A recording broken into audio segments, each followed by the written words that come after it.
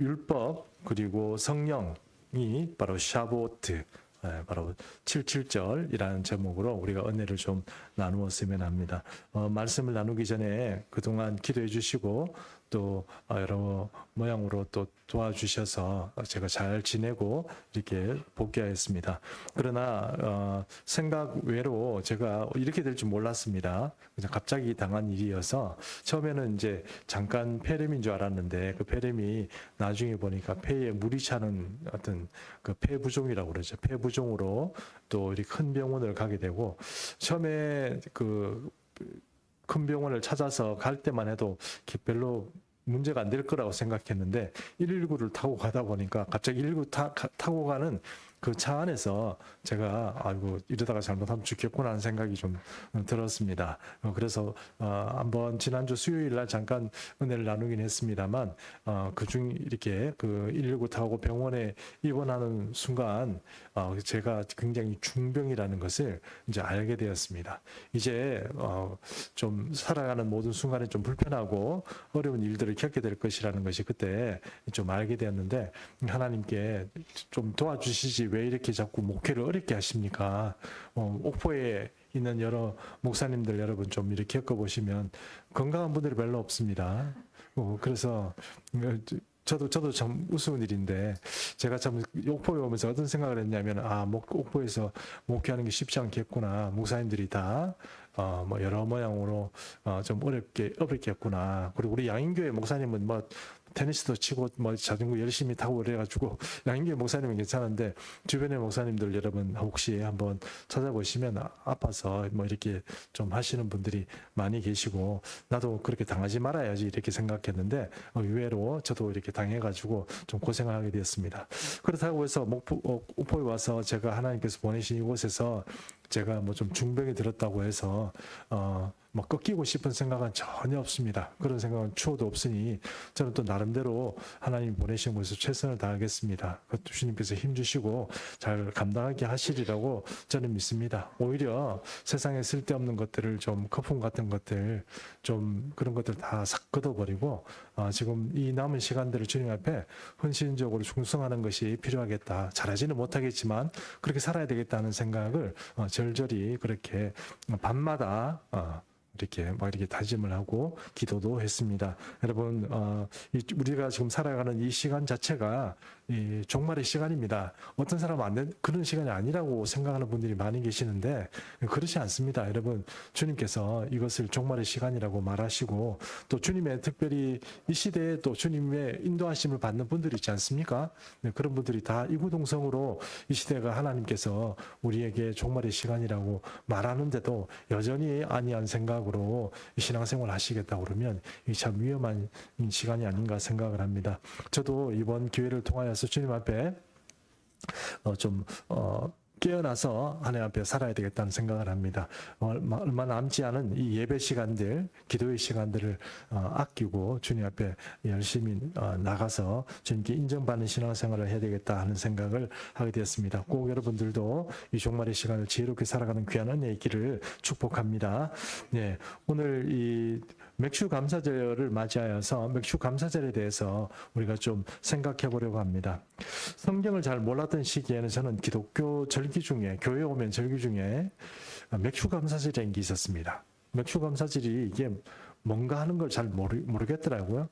추수감사절은 여러분 잘 압니다. 왜냐하면 교회에 안 오더라도 사회에서도 이 교과서를 통해서 배웁니다. 추수감사절, 미국의 청교도들이 어떻게 했다, 뭐 이런 것들이 교과서를 통해서 배우기 때문에 추수감사절은 알아요. 그리고 또 교회 오면 추수감사절 되면 교회학교 아이들 불러 세워서 뭐 이렇게 막 그 노래도 부르고 뭐 이렇게 공연도 시키고 이러기 때문에 추수감사절은 교회에서 뭐 그럴만하다. 하나님께 추수의 어떤 그런 감동을 하나님께 올려드리는 것 그렇게 참 필요하다 생각하지만 맥주감사절은 도대체 왜 드리는 거지? 이런 생각이 좀 들었습니다.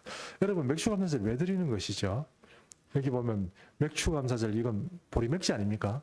여러분 혹시 여러분 중에 보리농사 하는 분 계세요?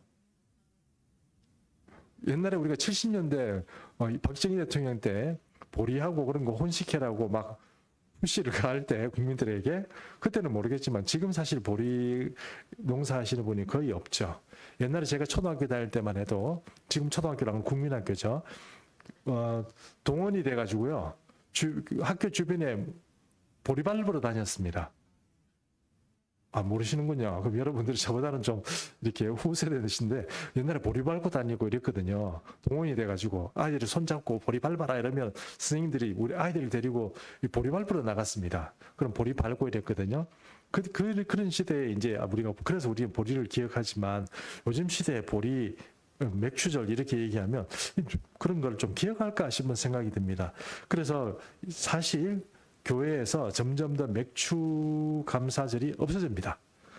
우리 교단에서도 교단의 어떤 절기 이렇게 옛날에는 보면 이 절기에 뭐 맥추 감사절이 끼어져 있었는데 요즘 보면 맥추 감사절이 없어졌습니다. 그래서 우리 교단에서 있는 교회들 중에도 맥추 감사절 지내지 않는 교회들이 생각보다 많이 있습니다. 근데 이 대구에 보면 또 맥추 감사절 지내는 교회들이 촌이어서 그런지 모르지만 그런 교회들이 좀 있는 것 같습니다. 저는 이제 맥추 감사절 안 지낸다 생각하고 살았는데 충성교회를 갔더니 충성교회는 맥추 감사절을 지냅니다. 근데 맥추 감사절을 어떻게 지내느냐? 목장 찬양잔치라는 것을 정해가지고 사람들을 동원해서 그것 때문에 사람들이 춤추고 노래하고 막 이렇게 하면서 지냅니다. 어떻게 생각하니 참 잘하는 거다 싶은데 또 하는 사람들은 입에 불평과 불만을 해가면서 하는 걸 보니 그걸 또 이게 잘하는 건가 하는 생각도 좀 듭니다. 어쨌든 그런 이벤트를 통해서 하나님께 어떤 절기를 지키고 살아가는 것도 좀 좋지 않겠나 이런 생각을 해보는 것입니다.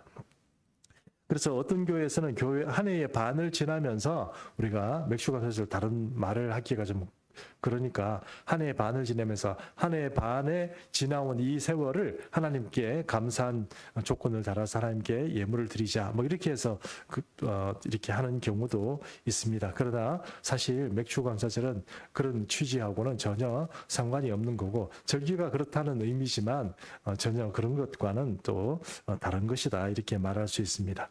그러면 여러분 생각 어떻습니까? 이제 맥추절은 사실 우리 기독교 전통 안에 있는 그런 감사절기는 아닙니다. 우리 추수감사절이 있잖아요. 우리 기독교 추수감사절이지 않습니까? 맥추감사절을 그럼 여러분 어떻게 할까요? 우리 보리농사 지는 사람도 없는데 우리 추수감사절 되면 우리가 다 1년 동안에 하나님 주시는 은혜를 감사하고 드리는데 맥추감사절 절기를 지킬 필요가 있을까요? 여러분 생각은 어떻습니까?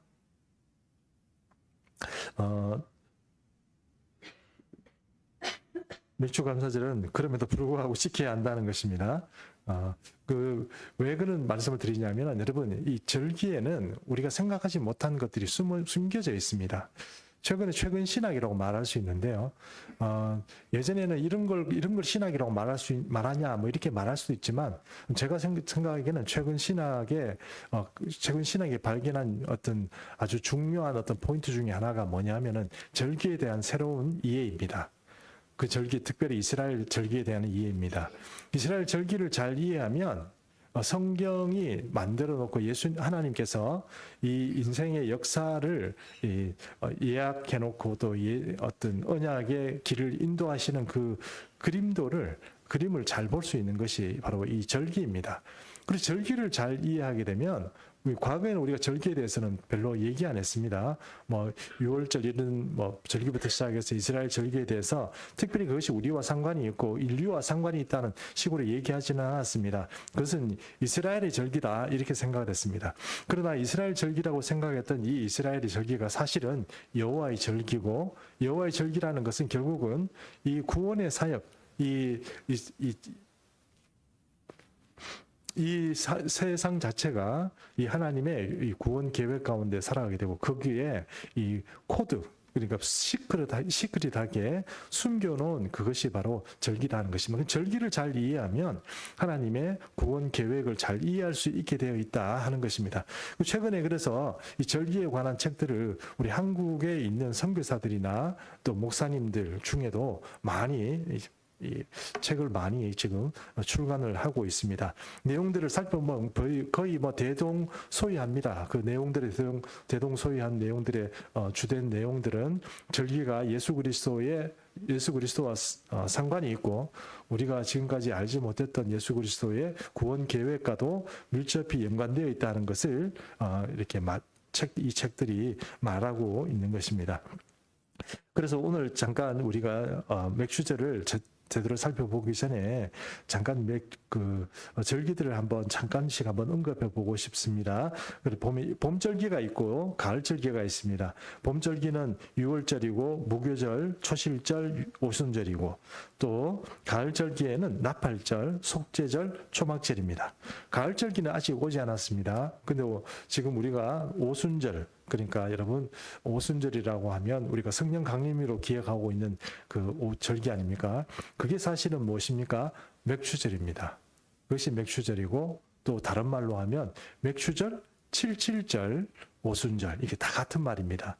그래서 이제 여기까지가 오순절까지가 봄절기고, 그러니까 우리가 지금 인류가 경험한 절기 중에 7개 이스라엘 절기 중에 4개를 우리가 인류가 경험을 했습니다. 오순절까지 경험했습니다. 성령이 오시는 그 절기까지 경험했고, 이제는 어떤 절기를 앞두고 있느냐?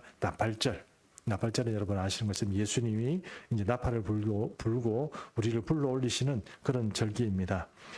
그리고 속죄절, 그리고 초막절 이렇게 3개 절기가 남아 있습니다. 그래서 유월절을 잠깐 우리가 언급해 보면 히브리어로는 이 넘어가다는 의미가 있죠. 유월절 자체가. 그리고 한자로도 유월이라는 것 자체가 넘어간다는 의미가 있습니다. 영어로는 패스오버라고 그럽니다. 넘어간다는 의미로 있습니다. 어떤 것을 넘어간다는 말입니까? 죽음을 넘어간다는 얘기입니다. 애굽의 이스라엘 백성들이 종살이를 하고 있을 때 하나님께서 죽음의 사자를 애굽에 보냅니다. 죽음의 사자들이 애굽에 있는 장자들을 죽이는데 사람만 죽이는 것이 아니고 가축의 초태생까지 다 죽습니다. 소도 죽고 양도 죽고 염소도 죽고 또 집에서 기르는 닭도 죽고 어쨌든 초태생은 다 죽는 것이 바로 이 유월절입니다. 단 이스라엘 백성들만 살았습니다. 어떻게 살았습니까? 하나님께서 지시하는 대로 3일 전에 순양을 준비해서 그 순양을 잡아서 구워서 먹어라. 대신 그 순양의 피를 임방에 또 문설주에 발라라. 그러면 하나님의 사자가 죽음을 하나님의 사자가 지나갈 때 너희들을 넘어가겠다. 이렇게 해서 유월절이 되는 것입니다. 그래서 니산월 1월 14일 해질 무렵부터 시작해서 이 유월절이 시작되는데요. 이스라엘 백성들만 삶고 이스라엘 백성들이 있는 그 고센 지역에 있는 가축들은 다 살았습니다. 그러나 그렇지 않은 애굽 백성들 중에는 장자도 죽고 어린 황제로부터 시작해서 왕으로부터 시작해서 저 밑에 있는 아주 미천한 노예의 그런 자식까지 이 장자는 다 죽었습니다. 그런 일들이 있었고 하나님께서 이스라엘 백성들을 그때부터 이스라엘 백성을 출발점으로 잡은 것이 바로 유월절이다 말할 수 있습니다. 그리고 무교절은 이 유월절 바로 이후에 광야 생활을 하게 되는 이스라엘 백성들이 그냥 급한 마음에 탈출을 했기 때문에 이 누룩을 넣지 못하고 반죽을 막 부풀리지 못한 그런 떡을 먹었다고 해서 바로 무교절을 지키고 있는 것입니다. 무교절은 예수님의 어떤 삶으로 보면 유월절은 여러분 잘 아시는 것처럼 예수님께서 그날 유월절 어린 양으로 돌아가셨습니다. 여러분 그거 잘 아시죠? 예수님께서 돌아가신 일이 유월절 어린 양으로 돌아가신 것입니다. 그리고 무교절 가운데 주님께서 바로 무덤에 계셨습니다. 그리고 초실절이라고 하는데 초실절은 이 초실절은 바로 보리 추수를 하는 날이거든요.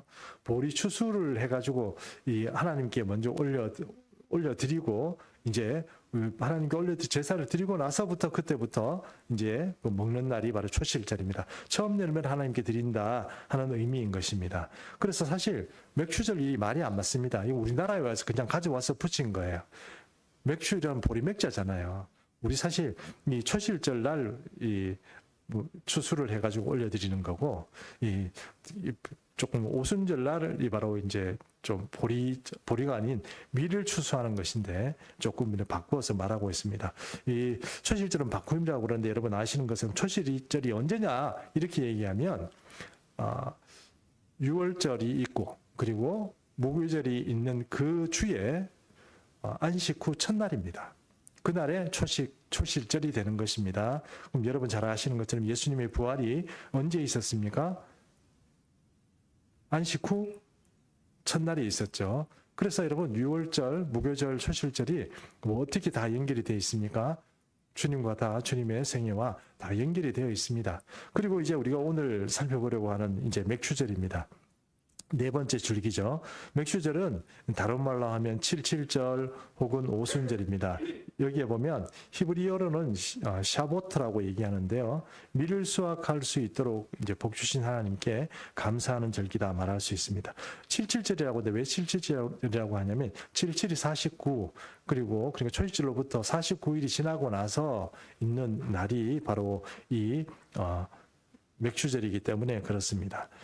따지고 보면 초실절을 포함하면 50일이 되고요. 초실절 그러니까 안식 후 첫날을 포함하면 50일이 되고 안식 후 첫날을 빼버리고 그때부터 49일을 하면 그것도 그래도 50일이죠.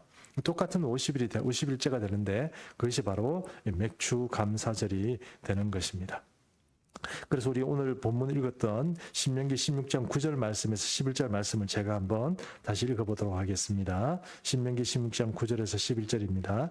7주를 셀지니 곡식에 낫을 대는 첫날부터 7주를 세어 내 하나님 여호와 앞에 77절을 지키되 내 하나님 여호와께서 네게 복을 주신 대로 내 힘을 헤아려 자원하는 예물을 드리고 이랬습니다. 제가 잠깐 설명하면 여기 보니까 곡식에 낫을 대는 첫날부터 7주를 세라 이렇게 말했습니다. 그러면 낫을 대는 날이 무슨 날이란 말입니까? 초실절이란 말입니다. 초실절로부터 7주를 헤아려라 이렇게 말합니다. 너와 내 자녀와 노비와 내 성중에 있는 레위인과 및 너희 중에 있는 객과 고아와 과부가 함께 내 하나님 여호와께서 자기의 이름을 두시려고 택하신 곳에서 내 하나님 여호와 앞에 즐거워할지니라 이랬습니다. 그래서 이 오순절, 맥추절, 77절 이때는 모든 사람이 다 휴식해야 되고 노동도 하면 안 되고 그렇게 하게 되어 있습니다. 그럼 이때 하나님께 어떻게 해야 되느냐? 첫 번째, 감사 예물을 드려라 하는 것입니다. 그럼 우리가 맥추감사절 예배 때 우리 예가 되면 우리가 감사 예물을 드려야 될까요? 말아야 될까요? 예, 드리는 것이 좋습니다. 하나님께 감사의 예물을 드리는 것입니다. 그렇게 드리고 그 다음에 노동을 하지 말고 모두 쉬어라. 성스럽게 그렇게 즐겁게 지켜라 이렇게 말하고 있습니다. 그 다음에 이제 5번째, 6번째, 7번째 절기가 남았는데요. 5번째 나팔절입니다. 나팔절은 7월 1일입니다. 우리로 보면 7월 1일입니다. 이 7월 1일이 되면 근데 우리로 말하면 설날이 되는 겁니다. 그날이 정월이 돼요. 그러니까 우리가 새해 이렇게 얘기할 때 양력으로 말해서 1월 1일 우리가 새해라고 말하지 않습니까? 그런데 그거 지나고 나서 음력 새해가 되면 그때 우리가 뭐라고 얘기합니까? 구정 혹은 설날 이렇게 말하지 않습니까? 그게 바로 이제 그 정월이 되는 것이죠. 그래서 이 나팔절은 정월이 되는 날 바로 7월 1일 유대 민간력으로는 1월에 해당하는 날이 되는 것입니다. 새해 첫날이 되는 것이죠. 그러면 이 설명절에는 하루 종일 나팔을 불게 됩니다. 양각 나팔이라고 그러죠. 양의 뿔을 잘라서 그것을 이제 나팔을 불게 되는데 그 나팔을 불면서 기념하는 주일입니다. 날입니다. 그때 이 나팔절은 사실 예수님의 재림을 상징한다는 거 여러분 잘 아실 것입니다. 그래서 예전에는 나팔을 분다는 것 자체가 이스라엘 백성들이 나팔을 분다 이렇게만 생각했지만 사실은 바로 예수님의 절기로 보면 이 나팔절이 바로 예수님의 그 재림과 상관이 있다는 것을 알게 됩니다. 사도 바울도 나팔 불 때에 하나님께서 우리를 공중으로 끌어올리신다 이런 말씀을 하고 계십니다. 그래서 이제 보면 이 나팔 절기가 우리하고 전혀 상관이 없는 것이 아니고 나팔 절기가 되면 하나님께서 이제 구원의 계획에 있어서 구원받을 자들을 올리는 그런 절기가 된다 하는 것을 우리가 좀 이해할 수 있습니다. 그리고 여섯 번째가 속죄일입니다. 속죄일은 7월 10일이 속죄일이 됩니다. 그러니까 나팔 절기가 있고 10일 정도 있으면 속죄일이 됩니다. 속죄일이 되면 여러분 그때는 모든 사람들이 회개하는 절기입니다. 모든 이스라엘 백성들이 절기는 회개하는 날인데 이 회개할 때 어떻게 회개를 해야 되느냐? 자기를 괴롭히며 회개를 해야 됩니다. 자기를 괴롭히며. 이 말씀의 의미는 이런 것입니다. 이 땅에 하나님께서 이 나팔 절기 때에 구원받을 사람이 있고 나머지 사람들이 이 땅에 남아있는 사람들에게 당할 고난과 고통의 시간들이 바로 이 속죄일하고 상관이 있습니다. 그 속죄일은 자기 자신을 괴롭히는 날입니다. 후회하는 날입니다. 왜 제대로 못했나 하는 것을 통회하는 날, 그날이 속죄일이라는 겁니다. 우리 생각에는 속죄일이 이스라엘 절기 중에 제사장이 한번 그 속죄소 안에 들어가는 거다 이렇게 생각하는데 그게 우리가 통념이 좀 틀리더라고요. 한국교회가 좀 잘못 가르쳤어요. 그런데 어쨌든 그렇게만 생각하고 이스라엘 절기를 생각하지만 사실은 이 땅에 남아있는 사람들이 제대로 믿지 않는 것에 대해서 후회하게 되는 그런 절기가 바로 속죄일과 상관이 없습니다. 그리고 마지막으로 있는 것이 초막절인데 초막절이 바로 수장절, 장막절이라고도 불립니다. 그때는 하나님께서 주시는 모든 추수한 것들을 비축해 놓고 즐거워하면서 보내는 시간이다. 또 어떻게 생각하면 우리로 보면 추수감사절이다 이렇게 말할 수 있습니다. 그리고 초막절이 되고 수장절이 된다는 의미는 7가지 절기 중에 마지막으로서 주님께서 이 땅에 오셔서 다스리고 통치하는 평안한 세상이 이 땅에 도래한다 하는 의미로 그렇게 되어 있다는 것입니다. 자, 이렇게 7절기만 딱 따져봐도 우리가 전통적으로 얘기하던 예수님의 초림과 또 재림과 또 휴거와 또 이 땅에 오는 어떤 하나님의 왕국과 이런 것들이 모든 것이 사실은 이 재림, 이 모든 이야기들이 그저 만들어진 이야기가 아니고 바로 이런 절기 가운데서도 우리 여호와께서 견고하게 이렇게 새기고 있다는 것을 우리가 좀 이해할 수 있다는 것입니다. 자세히 얘기하기는 좀 힘들기 때문에 오늘 잠깐만 요약을 해서 여러분 이런 절기들을 한번 살펴보았습니다. 자, 여러분 우리가 오늘 이제 맥주감사절이니까요. 맥주감사절에 대해서 한 번 더 살펴보려고 합니다. 맥주감사절은 이 7과 상관이 있습니다. 7은 히브리 말로 쉐바라고 합니다. 쉐바. 그러면 7절 이렇게 얘기하면 쉐바 이렇게 얘기할 수 있겠죠. 그러나 그렇게 말하는 것이 아니고 샤봇 이렇게 말합니다. 샤봇은 7과 7을 이제 복수다 이런 의미에서 7의 복수 이러면 샤봇 이렇게 되는 것입니다. 그래서 7절 이렇게 얘기하고 또 7절의 다른 말은 맥추절 혹은 그것을 또 여러분 우리가 잠깐 아까 말씀드린 것처럼 오순절 이게 다 같은 말이라고 그렇게 말씀을 드렸지 않습니까? 오순절, 7절, 맥추절 똑같은 말인데 이 7이라는 것과 상관이 있어서 쉐바 이럽니다. 근데 그 쉐바라는 7일 자체가 그냥 숫자를 말하는 게 아니고 이게 언약이라는 말과 동의어입니다. 그러니까 언약 이런 말이거든요. 그러면 우리말로 이렇게 말하면 어떻게 말해야 되냐면 구약 신약 이렇게 말할 수 있죠. 약이라는 말도 뭡니까? 약속이란 말이지 않습니까? 성경이 말씀이 약속이잖아요. 그래서 구약 신약 이렇게 말할 수 있다는 거예요. 그러니까 맥추절, 77절 이 자체가 어떤 의미를 가지고 있느냐 하면 거기에는 두 개의 약속 이런 말이 두 개의 언약 이런 말들이 들어가 있는 겁니다. 그럼 첫 번째 언약이 무엇이고 두 번째 언약은 무엇이냐? 이제 이것을 우리가 한번 알아보면 유익이 있지 않겠습니까? 첫 번째 언약은 출애굽기 19장 1절에서 2절입니다. 출애굽기 19장 1절에서 2절. 제가 1절을 읽고 여러분 2절을 읽으십시오. 이스라엘 자손이 애굽 땅을 떠난 지 3개월이 되던 날 그들이 시내 광야에 이르니라.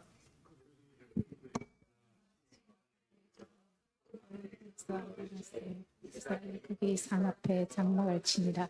자, 이스라엘 백성들이 출애굽 해가지고 6월절에 출애굽 6월절에 약 먹고 그 다음날 출애굽을 해가지고 나왔는데 며칠 만에 지금 이스라엘 백성들이 시내 광야에 왔느냐? 시내 광야는 시내산이 있는 그 광야거든요. 보니까 3개월이라고 되어 있습니다. 그렇죠? 3개월이라고 되어 있습니다. 그럼 3개월이 며칠입니까? 90일이죠. 히브리인들은 한 달을 30일로 무조건 적정을 하거든요. 90일이거든요. 90일이냐? 그게 아닙니다.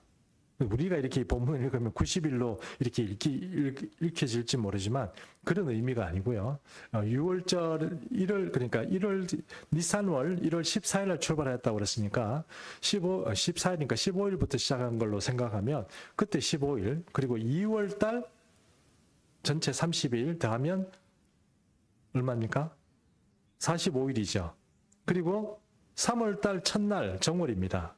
그러면 3월 1일이거든요. 그러니까 세 번째 달 1월 1일이란 말입니다. 그러면 며칠 지금 만에 지금 시내 광야에 도착한 것입니까? 46일. 여러분, 제가 계산이 맞습니다, 여러분. 우리가 왜 제가 이런 말씀을 드리냐면 이 성경을 읽다 보면 날짜를 좀 헷갈리게 되어 있습니다. 그러면 46일 만에 왔는데 모세가 하나님께서 시내산에 올라오라고 그래요. 그럼 모세가 시내산에 올라갑니다. 올라갔다가 내려왔다가 올라갔다가 내려왔다가 몇 번 합니다. 그러면 이제 모세가 이제 마지막 49일쯤 됐을 때 하나님께서 46일쯤 됐을 때 하나님께서 모세에게 이렇게 얘기합니다. 3일 후에 이스라엘 백성들을 깨끗하게 씻기고 나하고 언약을 맺어야 되니까 이 백성들하고 언약을 맺어야 되니까 한 3일 후에 나한테 다시 준비를 해서 나한테 오라 이랬습니다. 3일 후에 나왔더니 하나님께서 모세에게 이렇게 말씀합니다. 이 백성들이 산에 막 올라와 가지고 죽을까 하노라. 내 거룩한 영역에 함부로 들어왔다가 죽을까 하노라. 그러니까 산에 올라오지 말라고 해라. 이렇게 된 겁니다. 그럼 모세가 이제 49일째 올라갔다가 다시 내려와 가지고 올라오지 마세요. 이렇게 얘기하고 올라가죠. 다시 올라가서 그때부터 모세가 40일 동안 안 내려옵니다. 왜 안 내려왔을까요? 십계명 맞죠? 십계명 맞습니다. 자, 그러면 인류 최초의 처음 오순절에 하나님께서 하나님 백성들에게 무엇을 주십니까? 십계명을 주십니다. 출애굽기 20장 1절에서 3절 말씀 또 한번 읽어보겠습니다. 1절 말씀 제가 읽습니다. 하나님이 이 모든 말씀으로 말씀하여 이르시되 나는 너를 애굽 땅 종되었던 집에서 인도하여 낸 내 하나님 여호와니라. 3절 같이 읽습니다. 너는 나 외에는 다른 신들을 내게 두지 말라. 우리가 잘 아는 1계명이 너는 나 외에는 다른 신들을 내게 두지 말라는 이 계명이죠. 이스라엘 백성들에게 하나님께서 이 10계명을 처음 주십니다. 이게 뭡니까? 쉐바 중에 첫 번째 언약인 것입니다. 그 하나님이 이스라엘 백성들이 20년 동안 그 세바의 말씀을 붙잡고 살아가게 되는 1500년이죠. 잠깐 말씀드렸습니다. 3500년에 있었으니까 1500년 동안 그리고 지금까지 사실 이스라엘 백성들은 이 처음 쉐바를 붙잡고 지금 살아가고 있는 거예요. 그 맥주절이 감사절이 하나님께서 처음 우리가 말하는 어떤 감사절기도 있지만 사실 하나님께서는 그때 이스라엘 백성들에게 이 인류에게 율법을 주신 때가 언제냐? 바로 이 오순절이다 말입니다. 맥주절이다 말입니다. 그럼 두 번째는 언제냐? 두 번째는 에스겔 36장 26절에서 31절을 먼저 봐야 되겠습니다. 에스겔서 36장 26절에서 31절입니다. 또 제가 26절을 읽겠습니다. 또 새 영을 너희 속에 두고 새 마음을 너희에게 주되 너희 육신에서 굳은 마음을 제거하고 부드러운 마음을 줄 것이며 또 내 영을 너희 속에 두어 너희로 내 율례를 행하게 하리니 네가 내 규례를 지켜 행할지라. 내가 너를 조상에게 준 땅에서 너희가 거주하면서 내 백성이 되고 나는 너희 하나님이 되리라. 내가 너희 조상에서 원하고 너희 백성에게 너희에게 되었지 아니하게 할 것이며 또 나무의 열매와 밭의 소산을 풍성하게 하여 너희가 다시는 기근의 욕을 여러 나라에게 당하지 아니하게 하리라. 그때 너희가 너희 악한 길과 너희 좋지 못한 행위를 기억하고 너희 모든 죄악과 가증한 일로 말하며 스스로 믿게 보이라. 네, 이 이스겔서의 말씀에 보니까 하나님께서 두 번째 이 언약을 주시겠다고 약속을 했거든요. 그게 뭐냐면 여호와의 신입니다. 성령이에요. 그럼 이 신을 언제 주느냐? 바로 그때 여러분 아시죠? 이 신이 언제 옵니까? 언제 이 사람들에게 내리고 그때부터 이 성령께서 활동을 시작하십니까? 오순절입니다. 그리고 두 번째 쉐바는 무엇입니까? 성령입니다. 그래서 첫 번째 언약은 율법이고 두 번째 쉐바는 바로 성령이다 이렇게 말할 수 있는 것입니다. 이 성령께서 오시면 에스겔 말씀은 우리가 시간이 없어서 잘 보지는 못하겠지만 나중에 한번 보겠습니다만 이 에스겔 말씀에서는 성령이 우리에게 오시면 있을 일들을 몇 가지 우리에게 말씀하고 있는데 그 첫 번째는 어떤 거냐면 내 백성이 하나님의 율례를 지킨다는 거예요. 배반하고 늘 배역하고 말씀 안 지키고 그런 이 백성들이 하나님의 율법을 지키고 하나님 법을 따라 살게 되는 그 일들이 언제 있게 되느냐? 성령이 오시면 그 사람들이 자원하는 심령으로 하나님의 법을 사랑하고 따라가게 된다 하는 것입니다. 또 더러운 것들에서 구원을 받는다고 말합니다. 더러운 것들은 무엇입니까? 이 세상을 어지럽히고 성도들의 삶을 괴롭히는 악한 마귀와 더러운 귀신들입니다. 이런 곳에서 우리를 구원하시고 우리에게 하나님의 은혜를 베푸시는 것입니다. 또 우리 삶이 가난하고 또 궁핍하게 살아가게 되는 그런 어떤 결여의 삶, 부족함의 삶 이런 것들이 있는 가난의 삶이 있는 것이 무엇입니까? 그런 저주에서 벗어나게 해주시니까 기근에게서 벗어나게 해주신다고 말씀하고 있습니다. 풍성한 삶을 살게 해주신다는 것입니다. 또 회개하는 심령을 주신다는 것입니다. 사람이 죄와 또 잘못된 일에 대해서 회개하고 그것을 하나님 앞에 회개할 뿐만 아니고 잘못된 삶을 고쳐가게 되는 것이 성령께서 오시면 이 사람들에게서 일어날 이야기입니다. 그것이 이스라엘 백성들에게 성령으로 주시면 부드러운 마음을 주시고 그렇게 해서 만들어지겠다는 것입니다. 에스겔 36장 37절 말씀 제가 한번 읽어보겠습니다. 주 여호와께서 이같이 말씀하셨느니라. 그래도 이스라엘 족속이 이같이 자기들에게 이루어 주기를 내게 구하여야 할지니라. 내가 그들의 수요를 양떼같이 많아지게 하되 이렇게 되어 있습니다. 자, 36장 37절은 아까 36장에서 성령을 주시겠다고 자꾸 아까 위에서 말씀하셨는데 이게 어떻게 하면 주겠다는 의미입니까? 성령을 주시겠대요. 그러니까 쉐바 첫 번째 쉐바는 하나님께서 일방적으로 계약을 하시면서 주셨고 성령을 주시는데 이 성령은 어떻게 해서 주시겠다는 겁니까? 어떤 사람에게 주겠다는 말씀입니까? 구하는 자에게 주겠다는 겁니다. 그래도 구하는 자에게 주겠다. 누구에게요? 성령을 구하는 자에게 주겠다는. 이스라엘 백성들에게 대해서 이 좋은 성령을 너에게 주겠는데 그래도 어떤 사람이 받을 거냐? 구하는 자가 이 성령을 받을 것이다 하는 것입니다. 그래서 여러분 오순절의 이야기를 잠깐 우리가 빼놓을 수가 없지 않겠습니까? 사도행전 2장 1절 말씀부터 4절 말씀 제가 한번 보겠습니다. 우리 한번 같이 잠깐 읽어보도록 하겠습니다. 제가 1절 읽겠습니다. 교독합니다. 오순절 날이 이미 이름에 그들이 다 같이 한 곳에 모였더니 호련히 하늘로부터 급하고 강한 바람 소리 같은 것들이 앉은 온 집에 가득 마치 불의 혀처럼 갈라지는 것들이 그들에게 보여 각 사람 위에 하나씩 임하여 있더니 4절 읽어주십시오. 그들이 다 충만한 법고 성령의 나라는 힘을 따라 다른 뭔가 잘못되어 있는 것 같네요.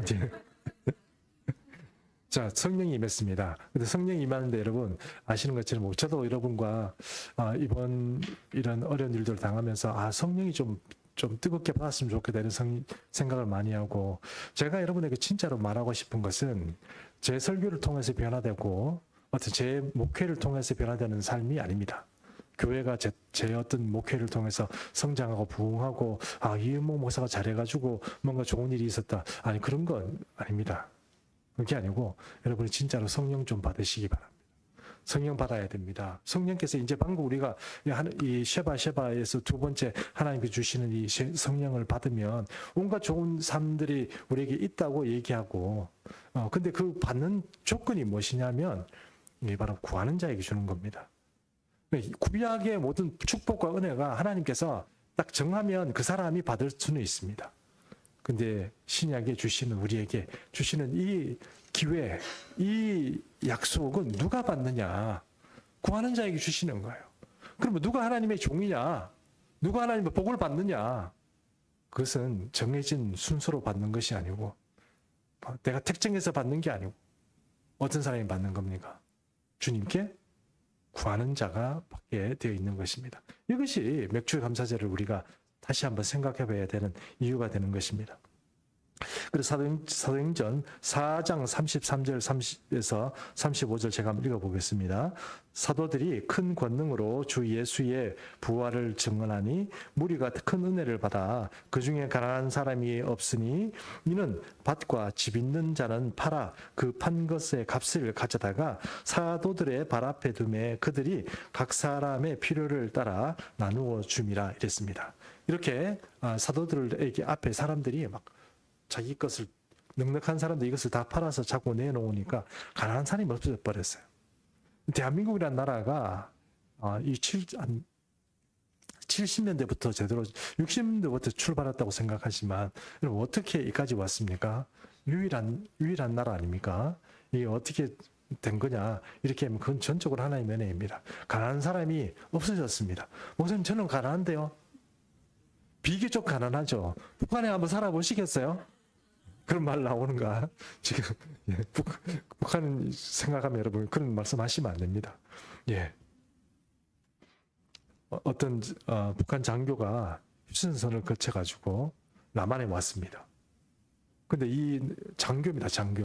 장교니까 넘어와가지고 그 남한에 병사들이 왔다 갔다 하는데 당신들은 뭘 먹고 삽니까? 이렇게 물어본 거예요. 우리는 건빵도 먹고 주스도 먹고 또 이렇게 뭐 라면 같은 것도 이렇게 꺼내가지고 이렇게 이런 것도 이렇게 삶아 먹고 막 이렇게 하더래요. 근데 이 장교가 라면이 먹고 싶으면 미치겠는데 안 삶아 주더랍니다. 별로 안 웃기는 얘기는. 예, 안 삶아 주더래요. 그래 너무 힘들었다 이런 얘기를 하더라고요. 그 라면 하나 삶아 주면 얼마나 고맙겠냐. 지금까지 거기서 라면 하나 삶아 준 것 때문에 막 얘기하는 이야기를 한번 보면서 그때 라면 하는 걸 삶아줬으니까 얼마나 좀 뼈에 서먹쳤겠나는 생각이 좀 들었습니다. 여러분 우리가 좀 비교적 이 주변에 있는 사람들에 비해서 우리가 좀 못 살고 어렵고 빚지고 이럴 수는 있지만 사실 가난한 사람이 없었습니다. 그것이 하나님의 은혜입니다. 하나님이 은혜가 있고 성령이 내리는 그곳에 풍성한 은혜가 있는 것입니다. 하나님께서 그렇게 하십니다. 그곳에 숲풀과 가축들을 복주시는 거예요. 그러므로 우리가 이왕에 이 맥주 감사절을 맞이하면서 우리가 생각해봐야 될 여러 가지 문제들은 이왕이면 하나님 앞에 기도하고 은혜 받아서 좀 축복의 삶을 살았으면 좋겠다 하는 것입니다. 이제 마지막으로 한 가지만 정리하고 말씀을 마치도록 하겠습니다. 제가 어떤 설교를 한번 보다가 참 재미있게 제가 봐서 여러분과 좀 나누려고 하는 것입니다. 어떤 이야기냐면 시어머니하고 며느리하고 둘이 앉아서 대화를 나누었습니다. 대화를 나누었는데 며느리가 이렇게 얘기하는 거예요. 어머니, 사실 이제 우리 첫째가 이제 고3입니다. 그러면 저 고3 공부를 좀 더 시켜야 되고 또 쪽집게 가야 더 시켜야 되고 이래가지고 돈이 좀 많이 들어요. 그래서 별로 지금까지도 어머니에게 좀 많이 드리지는 못했지만 제가 지금까지 어머니에게 드리던 용돈을 1년 동안 정지하겠습니다. 이렇게 된 거예요. 그래 그 어머니가 딱 듣고 아이고 그래라. 그래 나도 우리 손자인데 손자가 잘 돼야지 이러고 막 이렇게 막 그랬대요. 그리고 그래 어머니 이해해 주셔서 고마워요 이렇게 됐답니다. 그 며느리가 나갔습니다. 나가고 문을 닫는 소리를 듣는 순간 시어머니가 뭐라고 얘기했냐면 나쁜 년 이렇게 얘기했다면 나쁜 년 저도 너무 재미있어서 여러분과 나누었습니다. 여러분 그렇게 하면 섭섭하죠. 섭섭합니다. 그리고 우리가 한번 생각해 보십시오. 지금 어머니 돈 드리자 이런 말을 내가 드린 말씀이 아니고 하나님께 우리가 무엇을 드리고 또 절기감사나 이런 것을 드리고 어떤 때마다 드릴 때 하나님께 그 감사의 마음을 잘 담아서 드리면 하나님이 우리에게 너무 좋은 것들을 많이 주십니다. 삶의 문제가 너무 헷갈리고 어렵고 앞이 안 보이면 저는 먼저 뭘 하느냐 하면 하나님께 헌금부터 합니다. 헌금부터. 감사헌금부터 먼저 해요. 왜 그러냐. 자, 받고 알아서 해주세요. 이런 거죠. 예, 받고 알아서 해주세요. 주님, 이거 이렇게 해주세요. 저렇게 해주세요. 이렇게 사정하는 것보다는 오히려 하나님 앞에 일정 금액을 제 마음을 담아서 딱 드리고 하나님 알아서 해주세요. 이러면 여러분 차도 생기고 뭐도 생기고 이렇게 됩니다. 정말 수입도 없는 이런 어떤 이 목회자의 좀 이렇게 좀 곰핍한 삶이라고 그럴까요? 물론 지금이란 얘기는 아니지만 이 삶 가운데서 제가 어떻게 살아왔겠습니까? 사모님이 이래서 살았겠죠. 예, 물론 그럴 수는 있습니다. 네, 그게 틀리다는 말은 아닌데 사모님에게 일이 생기는 것도요. 이렇게 제가 하나님 이렇게 드리고 나면 우리 사모에게 일이 생깁니다. 물론 저한테 주셨으면 하나님이 좋겠지만 그걸 또 사모님에게 주시더라고요. 그래서 우리 여러분 힘들지만 지금까지 저도 우리 집 사람도 살아왔습니다. 이 세상을 살아가는 지혜가 있습니다. 하나님 복을 누리는 지혜가 있습니다. 그때 우리가 이 감사절기 되었으면 또 절기야. 돈 내라 안 하고 이 교회에서 말이지 맨날 이렇게 명목 만들어가지고 돈 잡고 거두는데 이거는 해악이야. 이렇게 생각하시는 분이 계신데 여러분 꼭 그렇지 않습니다. 하나님은 빚지고 못 사는 성미입니다. 하나님을 빚지우십시오. 하나님을 대접하십시오. 그러면 하나님은 한번 대접받고 그냥 또 대접해봐 이렇게 하시는 분이 아닙니다. 반드시 갚아주시고 어떤 형태로도 갚아주시는 분입니다. 그러니 여러분 지혜롭게 하나님께 드릴 수 있는 그런 인생이 되면 생각보다 많은 것들을 하나님께서 우리에게 주신다는 것을 우리가 이 맥주 감사절을 통하여서 꼭 이해하시고 특별히 성령도 바로 하나님께 그런 마음으로 좀 그렇게 받을 수 있었으면 좋겠다 하는 생각이 들어서 이 말씀을 드립니다. 우리 한번 다 같이 일어나셔서 우리 오늘은 좀 밝은